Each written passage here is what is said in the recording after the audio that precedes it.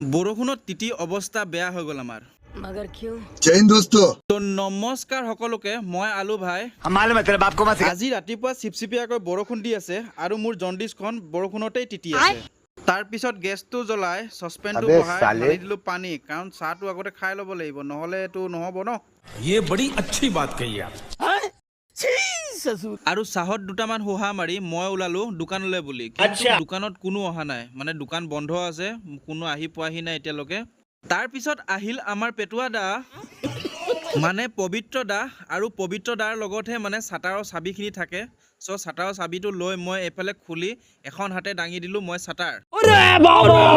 তাৰপিছত বিশ্বকৰ্মাৰ নাম লৈ মই কামত লাগি গ'লো। তো যোৱাকালিৰে চৌকাত এটা আছিলে, যোনটো আজি ফিনিচিং কৰিবলৈ আছিলে। মোৰ চৌকাতটো ৰেডি হৈ গ'ল, আৰু চৌকাতটো মই বনাই দিলোঁ ঘপা ঘপ, তাৰ ফূৰ্তিতে নাচি দিলোঁ মই অলপ।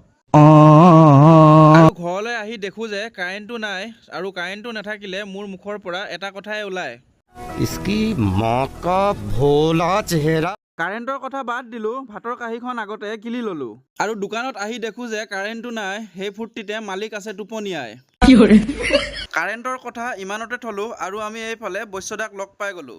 चलो भाई। আৰু বৈশ্যদাই আমাক লগ ধৰিছে দহা এখন খাবলৈ, সেইকাৰণে দহা খাবলৈ আমি তিতি বুঢ়ী ওলাই আহিছোঁ। আৰু এইফালে আমি ওলাই গ'লোঁ, মানে দহা ঘৰলৈ বুলি ওলাই আহিছোঁ, আৰু দহা ঘৰত গৈ দেখোঁ যে এটাও মানুহ নাই। তিতি বুঢ়ী অহাৰ কাৰণটো এইটোৱে আছিলে। চেনেলটো ছাবস্ক্ৰাইব কৰি দিব নেক্সট ভিডিঅ' পাবলৈ। कोई तरीका है भीख मांगने का? खत्म, बाय बाय, टाटा।